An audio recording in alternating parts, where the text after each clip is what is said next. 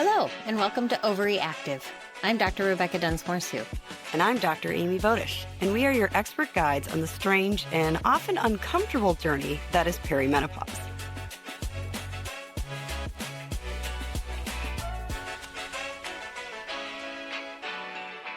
Hi, everybody. Welcome back to Ovary Active. I'm your host, Dr. Rebecca Dunsmore-Sue. And I'm Dr. Amy Vodish, and per usual, I shouldn't say per usual. Instead of being so excited, I am thrilled. Yay! New adjective for this episode. We are talking all things vaginas. Yay! Yay!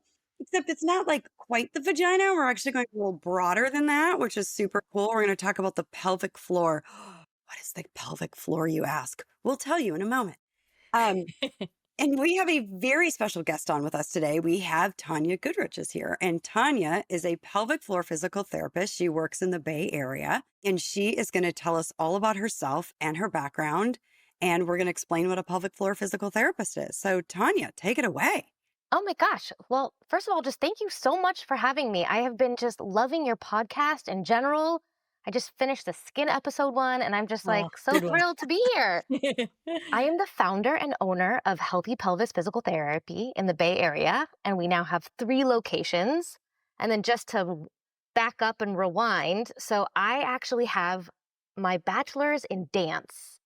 And then I thought I was only going to be doing physical therapy for dancers, which I still do on occasions when some of the Broadway shows come into town and I work backstage, which is fun, like a fun fact. But then, now this is 15 years ago, I was at UCSF, and during one of our clinical rotations in school, this is before I had any kids, my clinical instructor was like, you should follow our women's health specialist around. And I said, okay, sure. I followed her around and I was like, wait, what are you talking about? Bladder, bowel, sexual dysfunction? And I was just like, this is so interesting. And so I did some work, a little research, and I was like, oh my gosh, this is so important. And our country is so far behind. I was like, this is incredible. I went back to all of my friends in physical therapy school and I said, isn't this fascinating? And they all said, no, we want nothing to do with all that crazy talk. And it was the light bulb moment where I was like, I think I'm supposed to do this. And so I really switched gears and went into pelvic health, and it's been the best decision I've ever made. And fast forward 15 years. Well, thank you for doing that, because we need about 10 million more pelvic floor physical therapists in the world. I was telling Tanya before we started the podcast that in my area, we have some great pelvic floor physical therapists, all of whom are booked out 9 to 12 months. Yep, that sounds about right. And it just takes forever to get people into them. And you guys can solve so many things. But before we go down that pathway, can you start by defining the pelvic floor? Because I think we have a lot of listeners who are like, what is the pelvic floor? What the hell is that? Yeah. It's not just the vagina. Right. No, there's so much more. So essentially, it's a sling. So if you think of your pubic bone and then you think of your tailbone, there's all the muscles that go in between. That is your pelvic floor. And one fun fact, the reason why it's called the pelvic floor is it's because it's the floor of your torso. It's kind of like your basement. It's kind of how I describe it.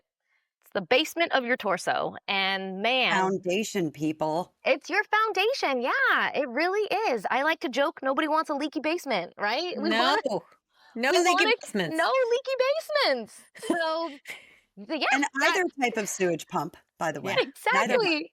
No. Thank you. We'll pass. I used to tell my patients it's what keeps all the bits above from falling out. The big hole in your pelvis that lets a baby out. Yep, 100%. Especially like in women, the real estate's really small.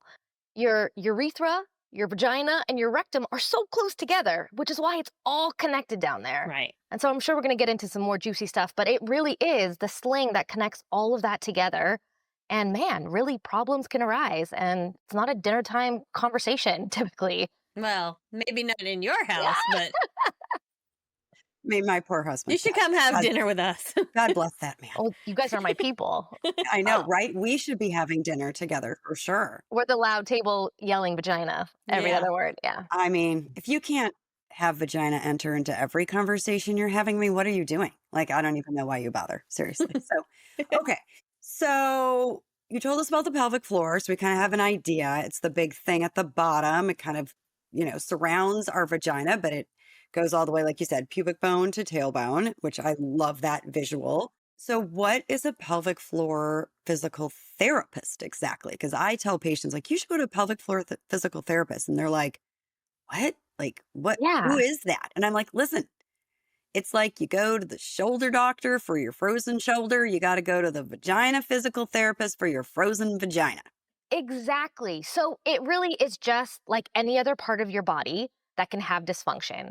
And it deserves the same sort of rehab as your foot or your knee or your back. So it really is quite simple if you just think of it like that. There's a group of muscles and some bone and some ligaments, and we want to make sure everything is working and functioning well. When it's not functioning well, that's when pelvic PT comes into place. So I like to joke. I try to make everything fun and funny because I don't like it to be like a dour kind of can't talk about it. So I really try to make everything as light and fun to talk about because really we all typically will have some issue down there.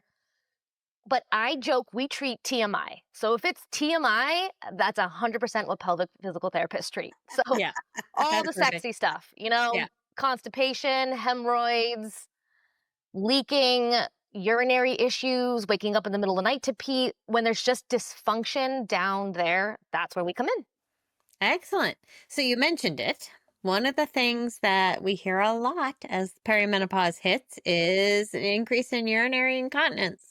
There are obviously different types of urinary incontinence. There's the type we call urge incontinence, sometimes referred to as overactive bladder, where, we've talked about this before. It's the key in the door syndrome, where you get the key to the door and you start to leak because you knew the bathroom was coming.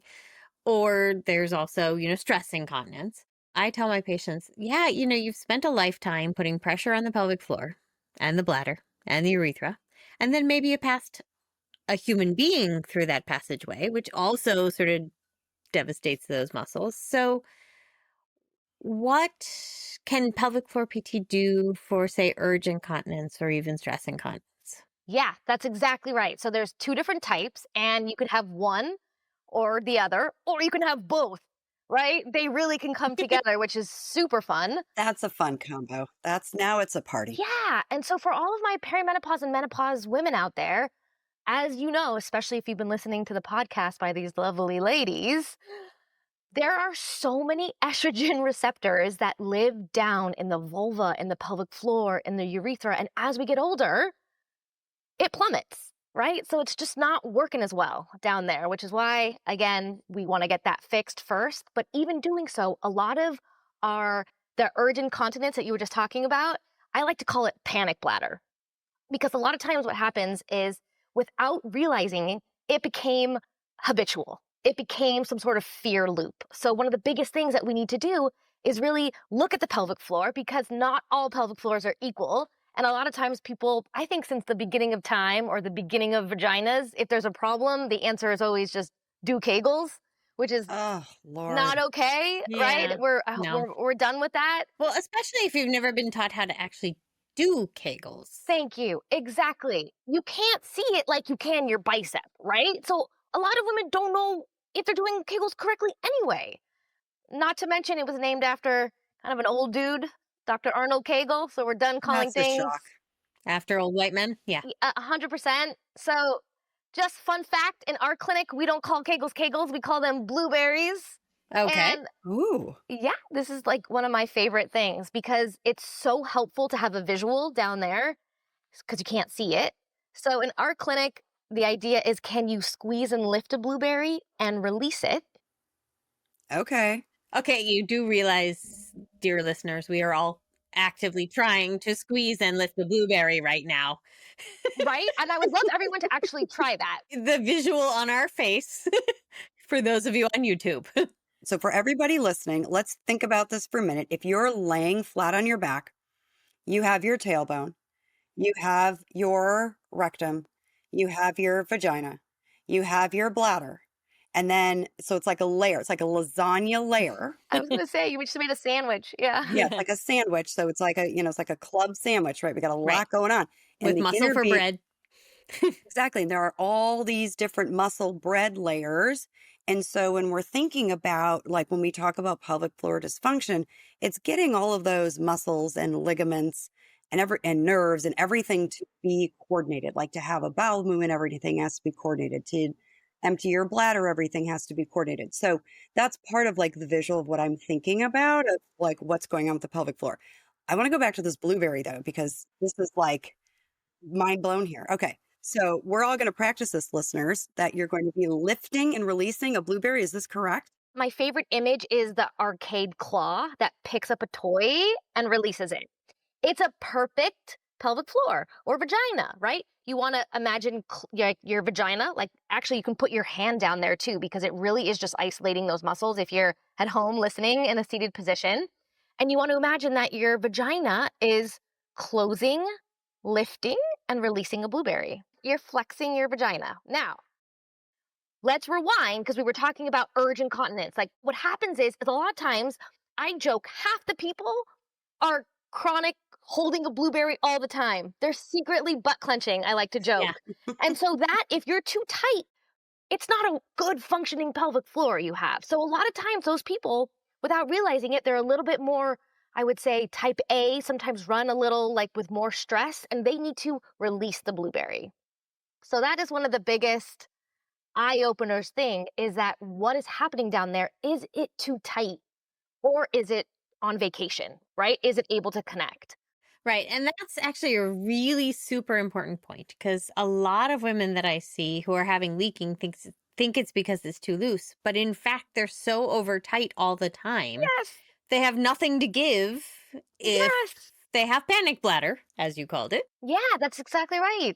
There's no more tight you can get. Right. You're already so tight that when you need to, your bladder's full. And right, think about this at home, folks at home. Your bladder's full. You're already like fully clenching your fist and you need to clench a little bit more. There's nothing left to clench. So your bladder's just like, because you can't hold it back because you don't have anything left in your tank. Exactly. My favorite analogy is like your fist, right? You want your hand to be nice and neutral so that it can be functional.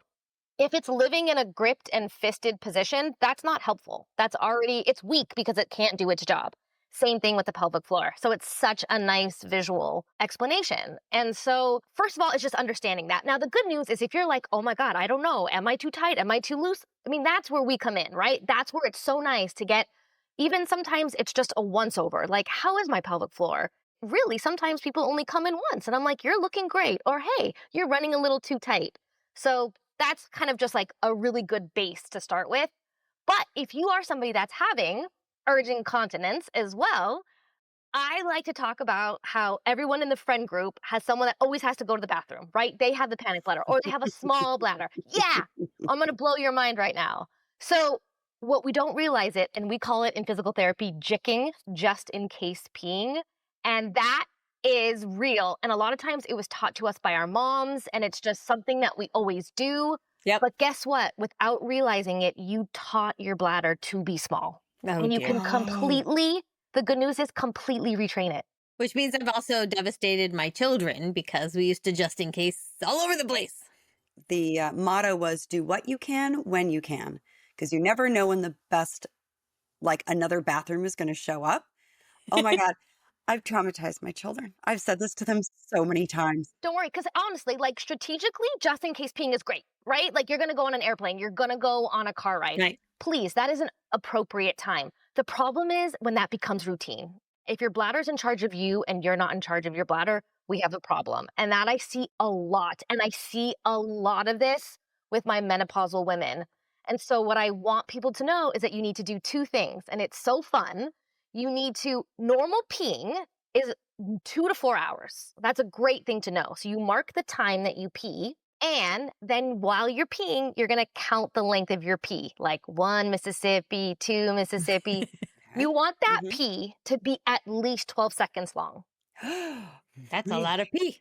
That's minimum. And not to brag, but I can pee for like 29 seconds, for example. And what? I know, right? So a lot of people listening too are like, oh my gosh, I definitely pee for 6 seconds. That is not an appropriately full bladder.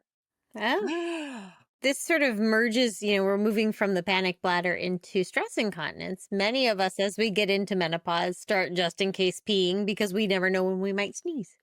100%.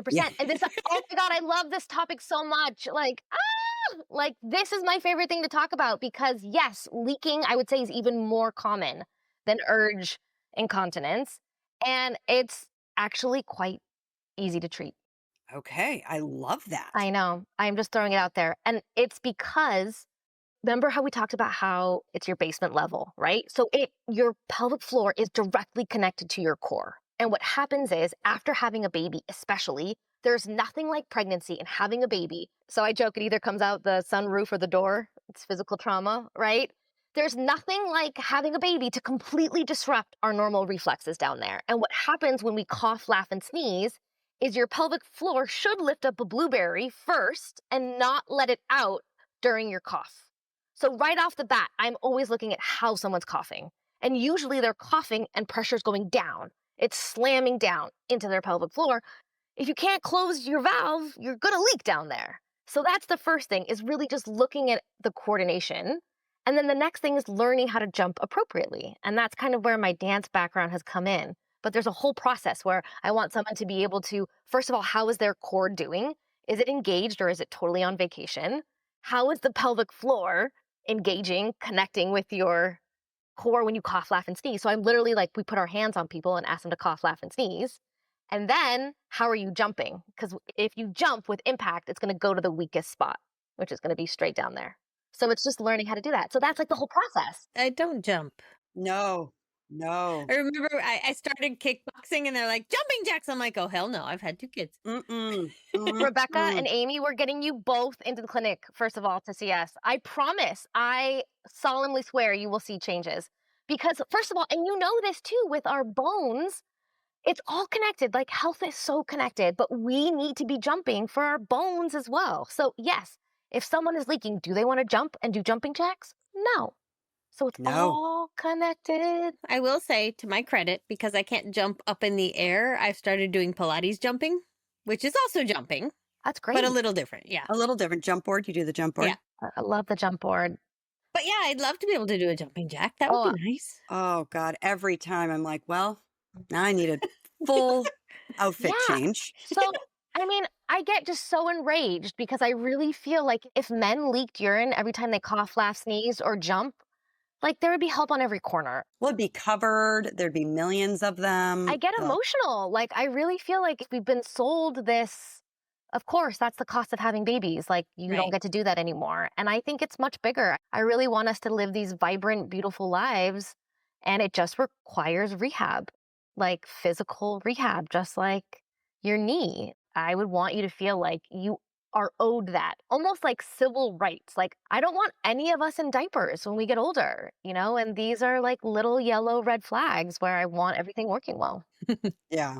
Well, and you think about like in Paris, for example, pelvic floor physical therapy. So rebuilding this pelvic floor that has literally just been like traumatized by this boulder coming out of it.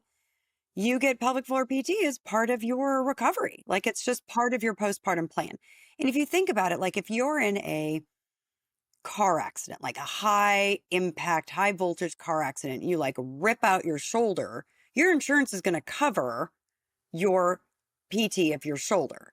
But we somehow don't think that literally pushing a bowling ball out of my vagina shouldn't then also be covered by insurance and like should just be integrated into part of my recovery. No, you have to have a problem afterwards. Right. So, if someone has significant stress incontinence or something like that, yeah, we can get pelvic floor PT covered, at least some visits, generally. But like just saying, hey, this woman just birthed a bowling ball, they'll come back to us and say, hey, well, but does she have a problem? I think it's absurd. We can find a problem. I can tell you that. I like to go back and say bowling ball. Yeah. Right. I mean, yes, this is a natural, normal process. We are sort of designed to do this, not entirely. Let's not go down the evolutionary pathway of really big brains, really small pelvises that stand upright. Yes, it's natural, but we weren't meant to live to be 95 and have to hold our urine. Exactly. And we have the pelvis of a quadruped. and we stand on 2 feet. So our pelvic floor works a lot harder keeping all that shit in. Everything up. Yeah, gravity. Literal, Yeah. literal shit in. Yeah. Okay, Literal shit in. Good segue. good segue. Okay, so speaking of literal shit, so talk to us about, because we think so much with pelvic floor PT, we talk a lot about the bladder, with the leaking bladder, and women feel very comfortable telling us, not as comfortable, but they feel relatively more comfortable saying, I leak when I cough or sneeze, or I leak when I get hum and, key in the door. But what they don't really want to talk about is when they have issues with their bowels. And so it can go one of two ways, right? It can either be constipation or it can be difficulty with fecal continence. So being able to hold your stool in. They don't want to mention that. I mean, I swear to God, I think they'd rather talk about anything else than that. So what do we do? Like, what can pelvic floor PT do for bowel issues? So tell us about that. Like, what's your approach there? Remember how we talked about how just the real estate down there is so small? I mean, it really is all connected. So we do see a lot of bowel issues. For example, constipation is like one of the biggest issues I feel like so many women, so many just people face. And the issue with it is if you can go back to that sling image or like the hammock of everything being held up, as soon as you add now stool or like if your bowels are full, are you adding weight to that beautiful hammock? Yes. So now it's at more of a disadvantage just by simply the weight alone. And then if you have to strain while you go, and this often is like years of that, you're pushing so much pressure down there. The pelvic floor muscles really don't like that. And they get mad and they let you know by often either having prolapse, right? Kind of like that heaviness or sinking feeling, or the fecal incontinence issue, which is where you're going to have potentially. So, to get real fun and real sexy with our talk, you have your external anal sphincter, right? Your butthole, right? And your external anal sphincter needs to be able to be very strong. It should be like a vice grip when needed, but that can get a little lazy.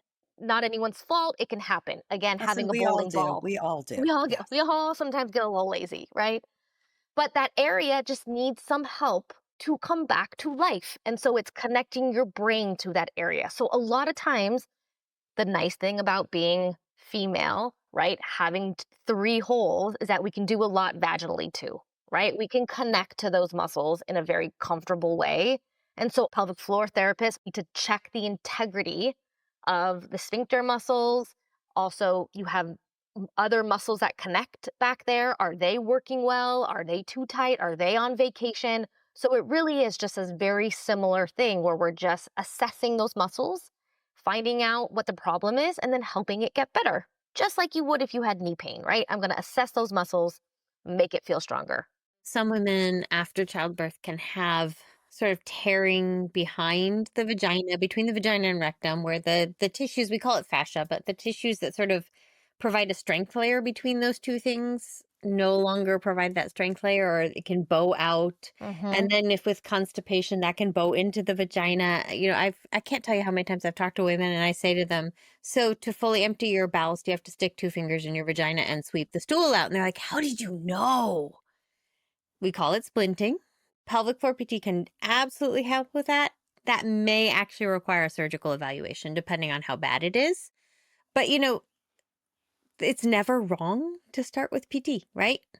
100%. I always tell people, like, yay for surgery, right? We're so lucky to have access to that. I just don't love it when it's the first line of treatment, right? We want to look at those muscles. We want to see what's going on. We want to figure out, are you straining so much? Because even if you get surgery and your situation, your body, ergonomics are not great, if you're straining, you're going to blow through that surgery anyway.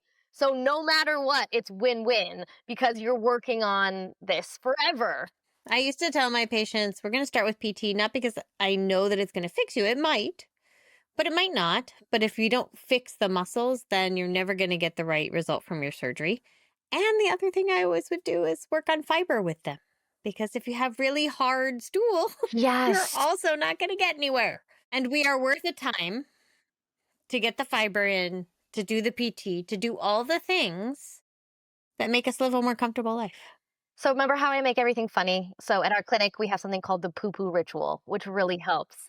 Oh, what is the poo-poo Yeah, so ritual? the poo-poo ritual is like 4 steps, and the idea is ideally you're drinking something warm, hot in the morning, right? Okay. Bonus points if it's coffee, just because it really helps get things moving. The next thing you wanna do is what's called the I love you massage. People might remember that from having babies when they're gassy. It's like you massage the belly, it goes up the right side of your belly, Okay. across the Oh, middle, and down yeah. in large sweeps because 'cause you're helping promoting the digestion, getting it going. And then the next thing you wanna do is movement, right? So, if you can't take a walk, it's okay. You're gonna do, like, high marches. If you think about getting your knee up high, that action, your quad muscle is, like, helping massage your colon, which is great because we wanna stimulate that peristalsis. We wanna get everything I moving. mean, we used to do that to our babies too, right? Yeah, you pedal them. And then adding something hot to the belly too, like a hot pack, can be very soothing. But basically, not being scared of it. So that's kind of the poo poo ritual. I highly recommend it if someone's struggling with constipation. And then the second part of it is really knowing how to poop. And like, who knew that we had to go over this? And the idea is we don't want to hold our breath and bear down really hard, right? Because now that we can think of those beautiful pelvic floor muscles down below, we don't want to slam them with a lot of pressure. Oh my god, I've been pooping wrong for 48 years, 49 years. Dear God, Do you have a squatty potty, Amy? of course I do. So that's already helping you. And why? It's helping you get more in a natural position to poop. It's getting those knees up, which is so great. It's like a $19 device. It just helps get your legs up in the right position. My sister actually gave everybody in the family one for Christmas a few years ago. Oh my God, that's adorable. You can also pull over if you don't have a squatty potty and you're in a pinch. I'm not saying that I've done this, but I'm just saying I heard that you could like pull over the wastebasket and just like do a little foot prop. Yes. Uh-huh. Yeah, Or yeah. 2 rolls of toilet paper. Yep, in a hotel room or whatnot. Yeah, that's brilliant. So that already just helps you just such great advantage, right? Biomechanically. And then the idea is instead of bearing down, you blow out birthday candles. And you Okay. want kind of air to go down into your low belly. So that I would say is a nice kind of situation. So that poo poo ritual, it's that 4 steps. And then when you're going to the bathroom, you have a good setup and you blow out birthday candles. So that is like our go to. So if you're listening, at least you have like a little something to kind of sink your Yeah. teeth into. I Yeah. love that. I mean, every time we have a podcast and we have a guest on and I learn something new, I'm like, first of all, mind blown.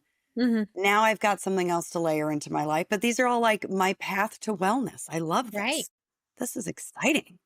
And now we're gonna talk about the actual vagina, which we started with and just haven't quite gotten to yet. Yeah. So, I was telling Tanya before we started recording that when I started my career, a lot of what I did was chronic pelvic pain. But so much chronic pain is housed in the pelvic floor. And, I tell people it's not necessarily that the pelvic floor started the problem, but it's sure as hell going to play along. I liken it to when you have a headache, where are your shoulders? They're not living nice and relaxed right here. They're clenched up by your ears, right? You're doing the same thing with your pelvic floor if that hurts. Right? For Exactly. sure. How do you approach that sort of person with chronic pain to help them to sort of get a better relationship with their pelvic floor? Yeah. Mm. Yeah, so this is very dear to my heart because I also started with pelvic pain and treating it. First of all, being more of a female issue, it's been ignored for a long time, right? Endometriosis, a lot of these chronic pain, pelvic issues take a long time to get diagnosed. So this is a long time of standing pain. And so, yes, when there's pain or dysfunction in an area, your brain guards to protect an area. And so a lot of what we do is teaching someone how to help release those muscles and connect with them. And it's all about having tools in your toolbox, or I call erasers, to help manage it, right? Because the idea is how can we make your quality of life better? How can we minimize? How can we help manage that pain? And so I have a whole series of tools to help with that. The first one I like to start with is really addressing the nervous system, right? Knowing where you are. So, my favorite technique is what I call vagina breathing.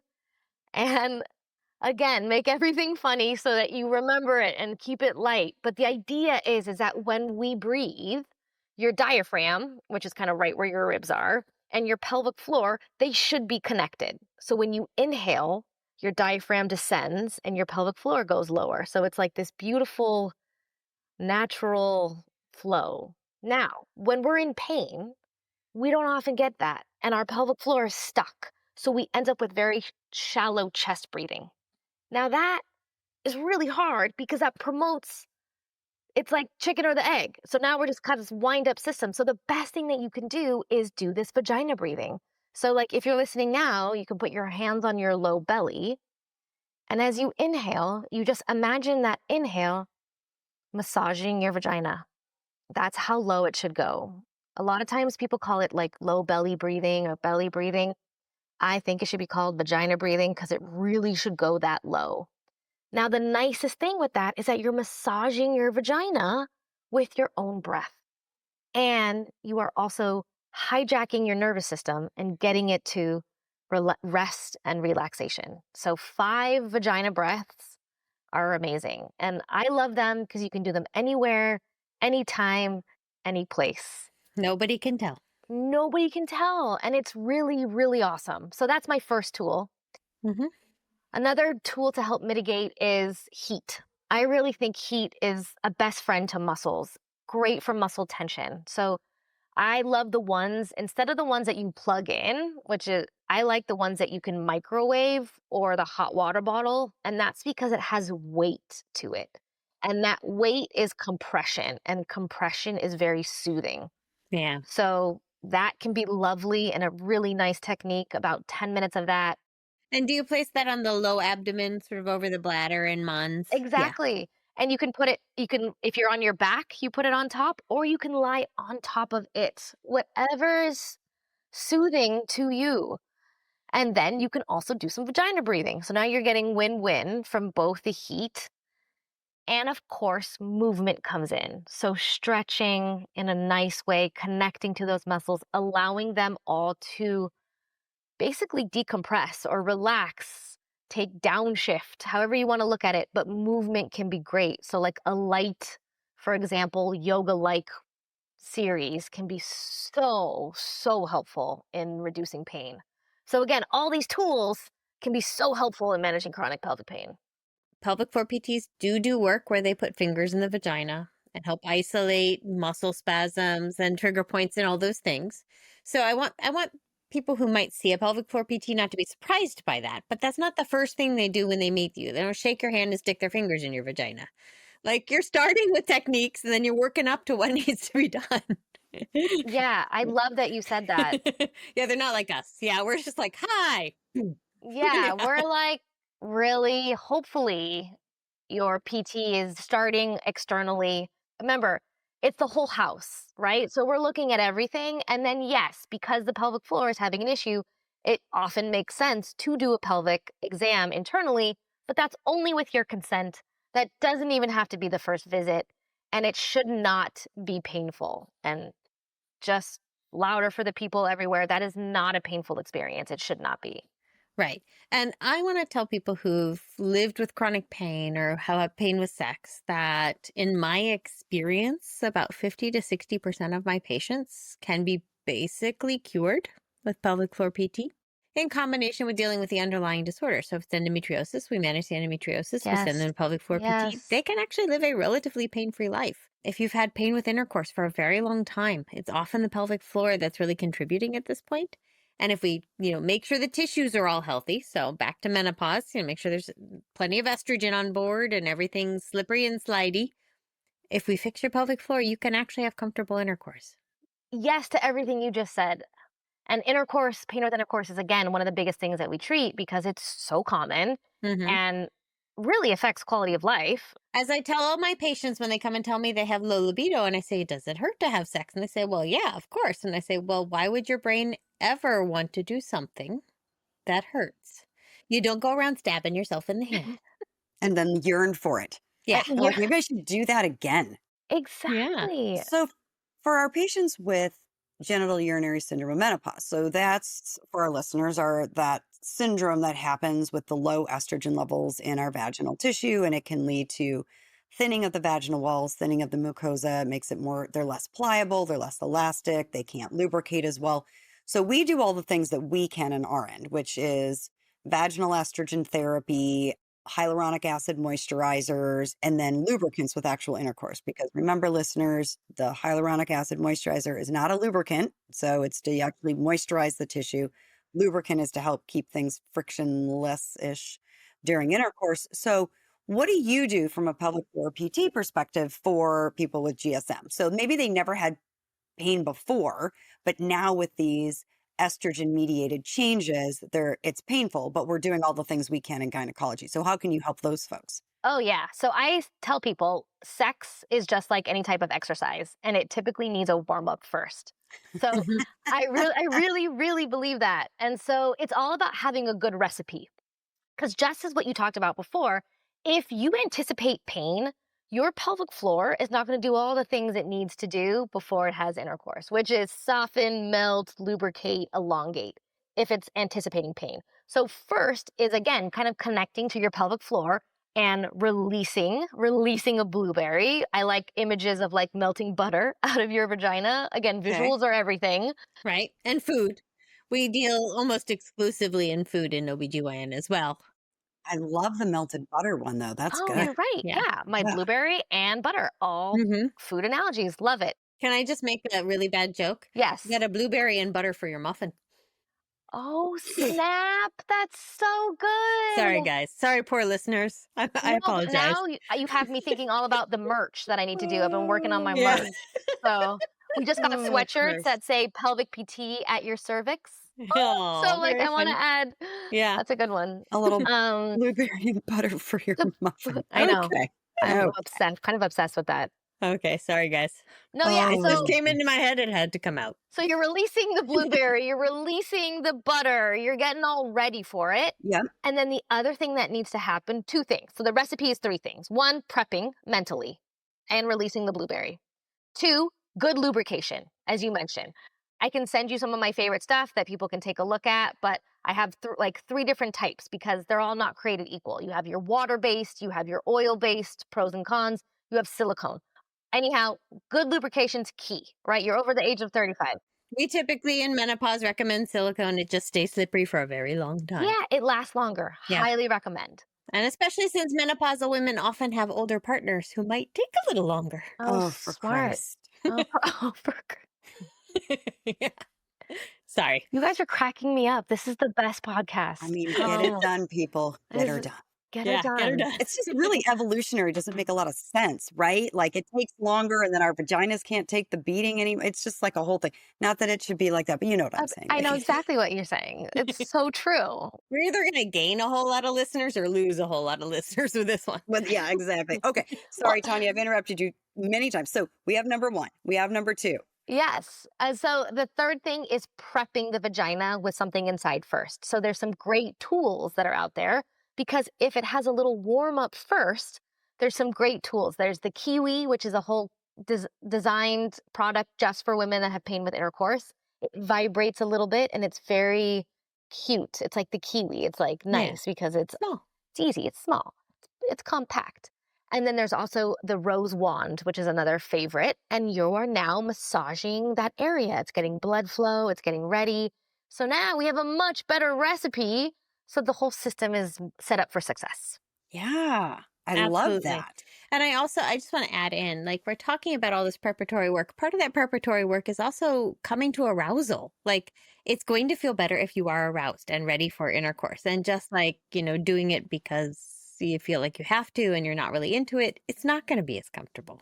Yeah. You need to get yourself to arousal, whether that's reading a dirty story, whether that's masturbation, whether that's sex toys, get yourself there. There's some great stuff on the market now, too. Let me tell you. I know. We're going to have a whole episode on vibrators. I love a good vibrator episode. Right? And also like Dipsy Stories, erotica design for women. Yes. OMGyes.com. Yeah. The two smutty things that I typically recommend, if you're an audiobook person, Dipsy is great. It's a subscription. It's all dirty stories for women. Or Rosie, which is a sex therapy app on your phone, also has embedded dirty stories for women. I know Rosie's great. Dipsy's Mhm. great. I mean, this is awesome, right? Yeah. You can't you gotta, no pearl clutching, ladies. You gotta let that go. Yeah, females we come with a lot of bells and whistles, right? So we really want to address that. And I think even just knowing that there's a recipe, that there's a plan, as opposed to just going in cold is the way to go. Nobody wants the battering ram. No. Dear God, no. All right. So before we close out tonight, Tanya, is there anything we didn't ask you about or you just want to mention as something that's really important from a pelvic PT perspective that all of us women should know? Or have we like taken you down every road? I mean, there's always something, and I'm sure I'm forgetting, but we really hit a lot of the really important stuff We about did.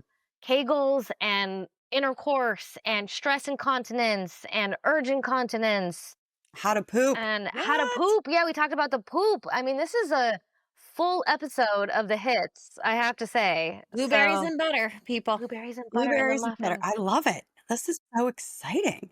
All Yay. right. Well, Tanya, I can only say, we met on this podcast. I know you and Amy work in the same area, so you've met before, but I just want to thank you for coming in and making it fun to talk about the pelvic floor and relatable and, make it not sound scary because I think that's probably the biggest thing when I would refer people to pelvic floor PT. They're like, really? I don't really want to do They're that. like, And, I would say this is the one thing that's going to make you better. This has the best chance of helping. and it can help with so many things. Mhm. Like it is just the breadth of Yeah. what Nobody y'all can minds do. going to PT for their knee. Exactly. I'm Like, hoping that now, after maybe hearing about it in Mhm. this more fun way, it really can be a lovely experience. I have some patients that never want to go, or they come in and it's like their quiet time and it feels good because they're listened to and they get a full hour with us. I mean, it is like a really, really nice form of self-care, I have to say. And again, we have these bodies for hopefully many, many, many years. And so it can be not as bad as you think. In fact, it could be lovely. well, and if you think about it, like, what are like three sort of like biological baseline things? Sex, peeing, and pooping. Eating's the fourth, and we don't need to get in that with this podcast. But you can help with those three very important sort of fundamental parts. Like you don't want to think about peeing. You just want that to be a natural, normal process. And having bowel movement shouldn't be like a whole thing where like, well, I can't leave the house today because I got to deal with, the fact that I'm so constipated and it's going to take me 2 hours to poop, right? If you have any question, listener, or you're on the fence, you're like, should I go see one? Go see one. It might be like you said, Tanya, that they go and see you and you like give them a clean bill of health and you're like, you're good. Your Yeah. pelvic floor is awesome. Or it might be like, we got a little fine tuning we need to do here. And until you go, you don't know. So go to your local pelvic floor PT, people. I know. Get on the list now if you're in my region. Well, right. Well, okay. So maybe I will talk about that real quick. So our practice is out of network. So if you do have a PPO, basically we can give you a super bill and then you get reimbursed. But the good news is that we are doing telehealth now too. And I have 5 practitioners now. So we can get you in within a week.